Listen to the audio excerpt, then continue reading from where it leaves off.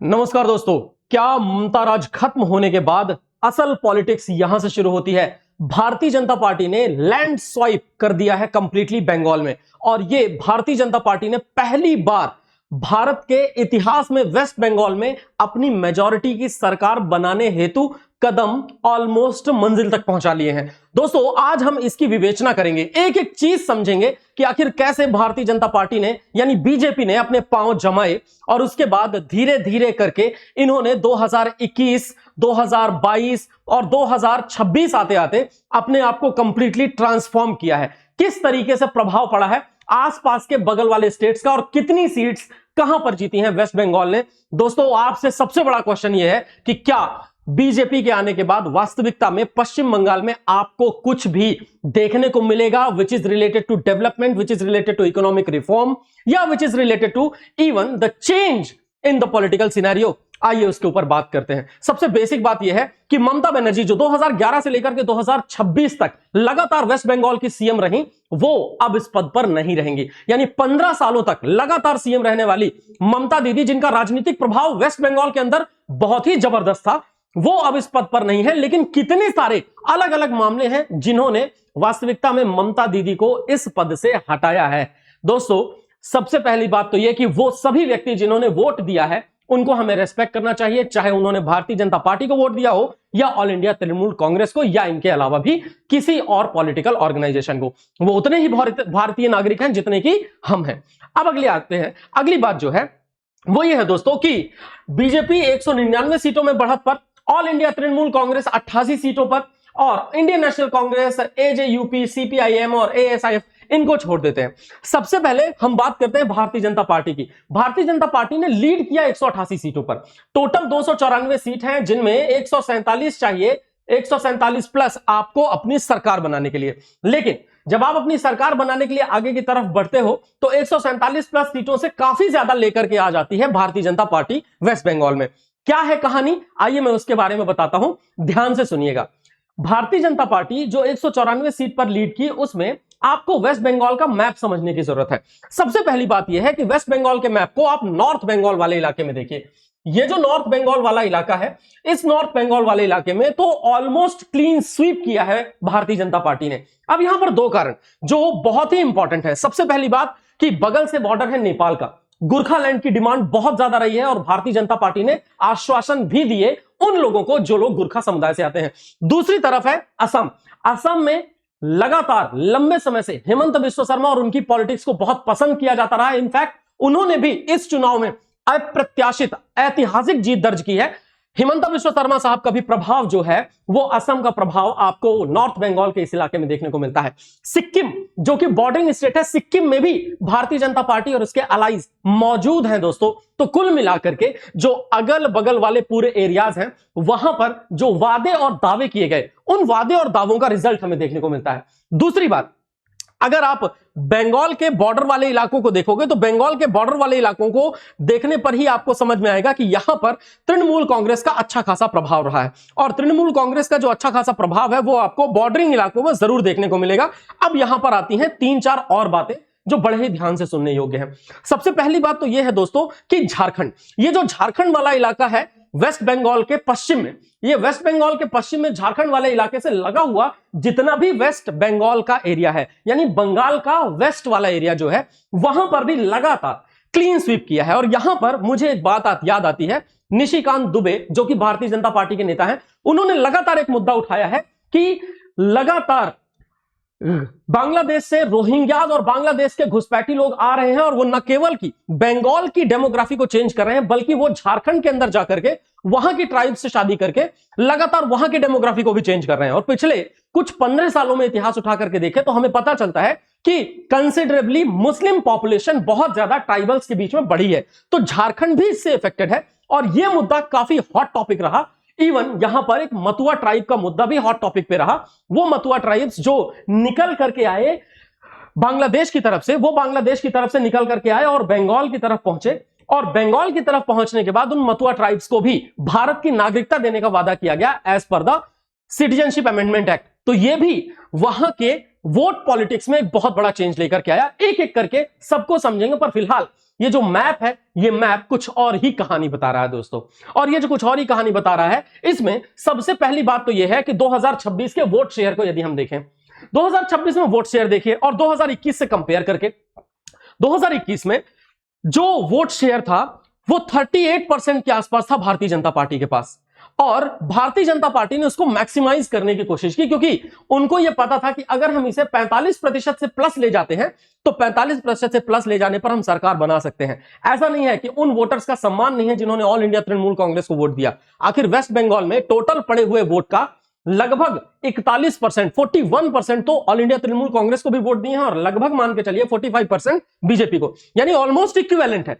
बाकी सभी लोगों ने इधर उधर वोट दिए हैं, लेकिन ठीक है, चाहे वो communist party of India Marxist की बात करो या मार्क्सिस्ट लेनिनिस्ट की बात करो, वोट उनको भी गए हैं, बट लैंडस्लाइड जो विक्ट्री है वो बीजेपी को हासिल हुई, क्योंकि बीजेपी के पास वोट शेयर है और वोट शेयर बढ़ाने पर लगातार भारतीय जनता पार्टी ने काम किया है। ध्यान से सुनिएगा सारे मुद्दों को, और 2021 से कंपेयर करके देखिए तो आप पाएंगे 38.1% बीजेपी के पास, ऑल इंडिया तृणमूल कांग्रेस के पास 47.9, जो कि लगभग 48% के आसपास टोटल वोट शेयर था। और यही 48% के आसपास का टोटल वोट शेयर इसे चेंज करता है। चलिए अब मैं आता हूं कुछ कुछ बातों पे, और वो है पश्चिम बंगाल में कैसे ऐतिहासिक सत्ता परिवर्तन हुआ, 15 साल के टीएमसी शासन का अंत और बीजेपी की महाविजय का थोड़ा विश्लेषण कर लिया जाए। आखिर कैसे जीत गई ये भारतीय जनता पार्टी।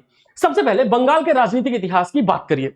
बंगाल के राजनीतिक इतिहास में 1947 से लेकर के 1977 तक का जो समय है, वहां पर इंडियन नेशनल कांग्रेस सरकार में रही।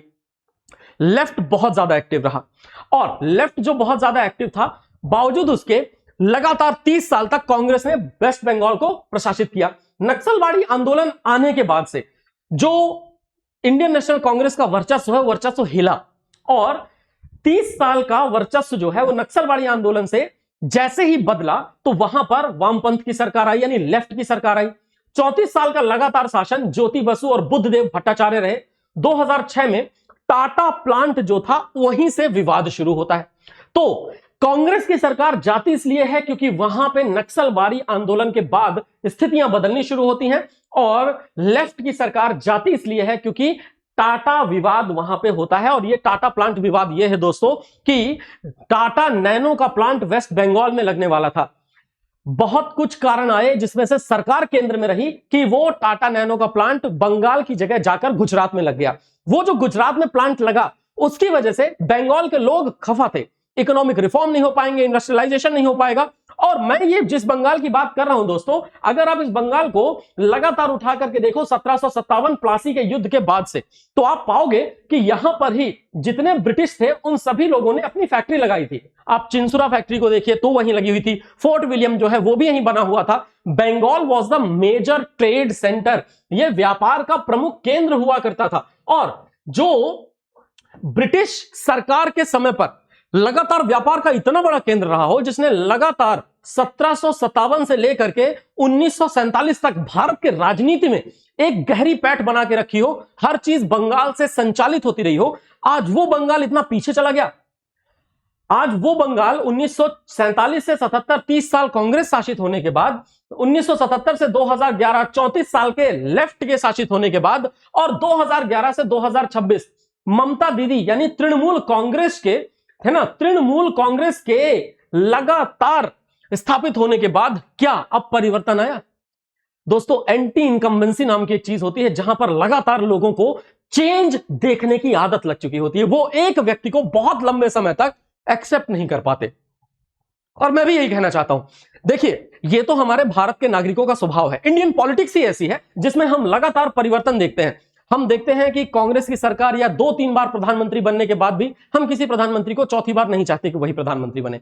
इसी से लड़ करके तो हमने आजादी पाई थी, हमने राजतंत्र से ही तो आजादी पानी थी और तब जाकर के लोकतंत्र स्थापित किया था। अगर एक ही व्यक्ति सत्ता के शीर्ष पर बार बार बैठता रहेगा तो बताइए क्या उसकी पॉलिसीज हमेशा हमें पसंद आती रहेंगी?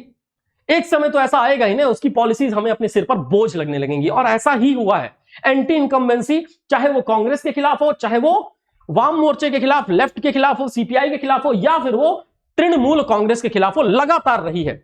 और मैं आपको एक बात और बताऊंगा आगे चल करके, जो कि इसी के इतिहास से संबंधित है, कि ब्रिटिश इतिहास जो कलकत्ता का है वो तो कमाल का रहा ही है। कोलकाता को कहा जाता था city of Joy, city of palaces, और उसमें ब्रिटिश ने कितना सारा बहुत ही जबरदस्त काम किया है। लेकिन वेस्ट बंगाल ही था जहां पर बीजेपी की सरकार नहीं थी। आप अरुणाचल की देखें, मणिपुर की देखें या असम की देखें, वहां के आसपास वाले नॉर्थ ईस्टर्न स्टेट में बीजेपी की सरकार थी, और तृणमूल कांग्रेस की सरकार होने की वजह से बंगाल का प्रॉपर एक्सेस हमारे इस केंद्रीकृत व्यवस्था में बीजेपी को मिल नहीं पा रहा था। और चूंकि बीजेपी को वो सेंट्रल एक्सेस नहीं मिल पा रहा था, यही कारण था कि बीजेपी डेस्परेटली चाहती थी कि उसको वेस्ट बंगाल का एक्सेस मिले।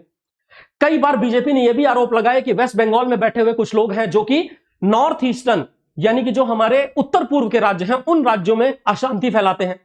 बांग्लादेशी घुसपैठ लगातार होती रही है, जिससे पूरे वेस्ट बंगाल की डेमोग्राफी चेंज हो गई है। भारतीय जनता पार्टी के आरोप लगातार वहां पर ट्राइब्स को डिस्प्लेस करने से रिलेटेड भी रहे हैं, गोरखालैंड को गोरखालैंड ना देने से भी रहे हैं, और तो और वेस्ट बंगाल ने जब जानबूझ करके गुरखाओं वाले क्षेत्र में यानी नॉर्थ बंगाल में वहां के बेसिक एजुकेशनल करिकुलम में बंगाली डाली थी, तब भी गोरखा आंदोलन एक बार फिर से उठ खड़ा हुआ था और गोरखा लोग लगातार डिमांड करते रहे हैं पश्चिम बंगाल, नेपाल और सिक्किम के इलाकों को मिलाकर के एक गोरखा अलग से राज्य बनाने की, एक अलग से देश भी बना लेने की। ये सब सारी बातें जो हैं, ये बातें लगातार लगातार लगातार अकाउंट में जाती रहीं और भारतीय जनता पार्टी ने इसको भुनाने की कोशिश की, जो कि वो भुना भी पाए।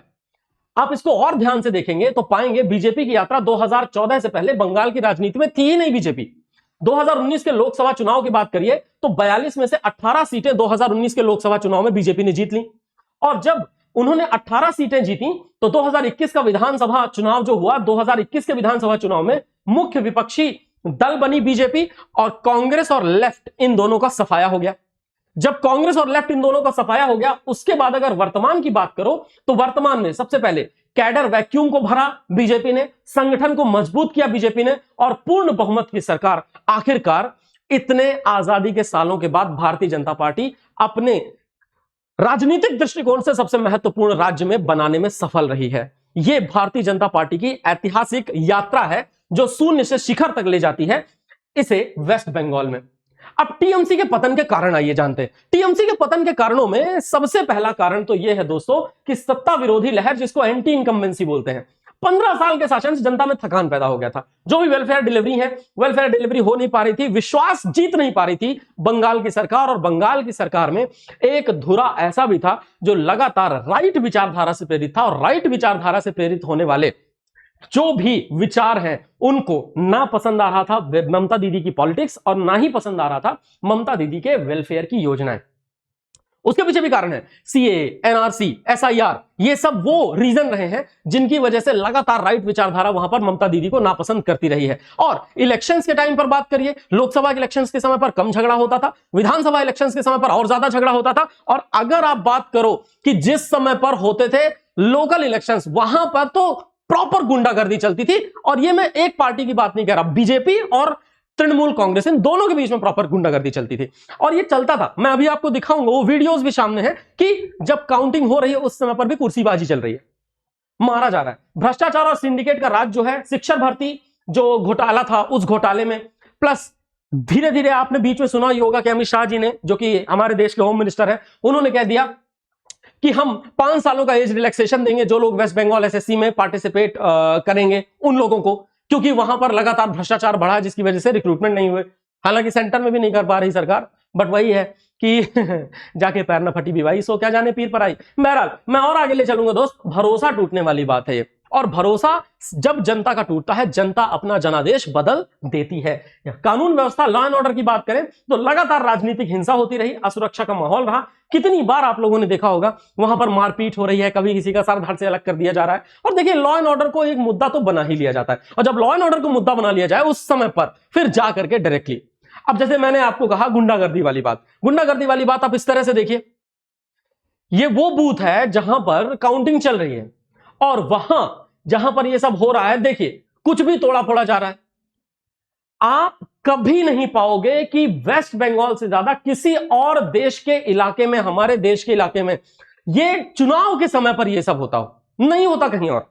ये मैं आपको लिख करके दावे के साथ कह सकता हूं, और आप भी मेरे साथ एग्री करोगे। बताओ आप एग्री करते हो कि नहीं? वेस्ट बंगाल से ज्यादा ये तोड़ा फोड़ी, ये इस तरीके का हिंसक माहौल कहीं और के इलेक्शन में नहीं होता। मैं भी भारत के किसी और अन्य इलाके का निवासी हूं वेस्ट बंगाल के अलावा, पर बावजूद उसके मैंने इस तरह से कभी नहीं देखा कुछ भी होते हुए। और अगर यह कारण है तो यह कारण फिर लोगों में बदलाव लाने के लिए लोगों को मजबूर करता है, और लोगों में बदलाव लाने के लिए अगर लोगों को मजबूर करता है तो यह बदलाव आना ही था। वैचारिक वोटिंग का अंत अगर देखिए और युवा अर्थव्यवस्था देखिए तो देखिए टीएमसी के दौर में समस्याएं ये थी कि इंडस्ट्रियल ग्रोथ की भारी कमी थी। वही इंडस्ट्रीज जो ब्रिटिश समय पर बंगाल को नंबर 1 बनाती थी वही नहीं है आज। भर्ती प्रक्रियाओं में अत्यधिक देरी और शिक्षित युवाओं में भारी बेरोजगारी, ये टीएमसी के दौर की बात है। अब बीजेपी का जो वादा है, इंडस्ट्रियल कॉरिडोर बनाएंगे, निवेश लाने का संकल्प है इनका, रोजगार सृजन करेंगे, जॉब क्रिएशन की गारंटी है, और युवाओं में एस्पिरेशनल वोटिंग को चुना है। अब देखिए क्या जो वेस्ट बंगाल के युवा ने भरोसा दिलाया। अगर आप में से कोई वेस्ट बंगाल से देख रहा है मुझे, तो प्लीज कमेंट सेक्शन में बताइए कि क्या यह बात सही है कि इस बार कुछ होगा। आपको क्या लगता है कि भारतीय जनता पार्टी ऐसा करेगी? भारतीय जनता पार्टी ने जीतने के लिए जो बूथ लेवल का माइक्रो मैनेजमेंट किया, उसमें इन्होंने पन्ना प्रमुख सिस्टम लाया। हर बूथ और हर वोटर का डेटा आधारित ड्रिवन मैनेजमेंट है, ग्रास रूट नियंत्रण है, टीएमसी के पारंपरिक बूथ कैप्चरिंग और दबदबे को बेअसर किया इन्होंने, वोटर लिस्ट का क्लीनअप किया, एसआईआर, लाखों फर्जी और डुप्लीकेट वोट हटाए गए, मामला सुप्रीम कोर्ट तक गया, और नतीजा यह है कि पारदर्शी मतदाता सूची के कारण 90% से अधिक बंपर वोटिंग हुई, जिसका सीधा फायदा भारतीय जनता पार्टी को हुआ। तो चाहे वो स्टेट लेवल से नीचे जाकर डिस्ट्रिक्ट लेवल की बात हो या डिस्ट्रिक्ट लेवल से नीचे जाकर के बूथ और वोटर लेवल की बात हो, लगातार भारतीय जनता पार्टी ने अपने माइक्रो मैनेजमेंट को यहां पर टीएमसी से बेहतर साबित किया है। यह बात तो मैं और आप मानने के लिए तैयार है। अब क्षेत्रीय और सामाजिक इंजीनियरिंग देखिए। उत्तर बंगाल में गोरखा पहचान, सीमा सुरक्षा और विकास के मुद्दों पर भारी जीत, और प्लस जैसा कि मैंने कहा असम के साथ इसका बॉर्डर जुड़ता है, सिक्किम के साथ बॉर्डर जुड़ता है, प्लस गोरखा लैंड जो है उसकी डिमांड रही है भारतीय जनता पार्टी का दावा और वादा भी। दूसरी तरफ देखिए जंगल महल जो आदिवासी बेल्ट है, उस आदिवासी बेल्ट की बात कर रहे हो आप जनजातीय बेल्ट की बात कर रहे हो जो कि झारखंड से लगा हुआ इलाका है। ये जो झारखंड से लगा हुआ इलाका है, यहां पे कल्याणकारी योजनाओं की कमियों को दूर कर ऐतिहासिक उपेक्षा को खत्म करने का वादा लगातार भारतीय जनता पार्टी करती आ रही है। निशिकांत दुबे यहां के प्रमुख नेता के रूप में थे और उन्होंने इस बात को कहा। तीसरी बात, जो शहरी इलाके हैं वहां पर नौकरी, इंफ्रास्ट्रक्चर और भ्रष्टाचार के मुद्दों को जोड़ना, और सामाजिक समीकरण में सोशल इंजीनियरिंग में सबसे पहला पॉइंट जो है वो है ओबीसी, एससी, एसटी और मटुआ समुदाय जो है वो बांग्लादेश की तरफ से आया था वेस्ट बंगाल में रहने के लिए, और मटुआ प्रॉपरली हिंदू ट्राइब है, इनको नागरिकता अभी तक नहीं मिली है। इस बात को भी भुनाने की कोशिश की है भारतीय जनता पार्टी ने, यानी मटुआ जो ट्राइब्स है, मटुआ ट्राइब्स को भी भारतीय जनता पार्टी ने वादा किया कि उनको सिटीजनशिप दी जाएगी, यानी कि सीएए के वादे के साथ एकजुट किया है।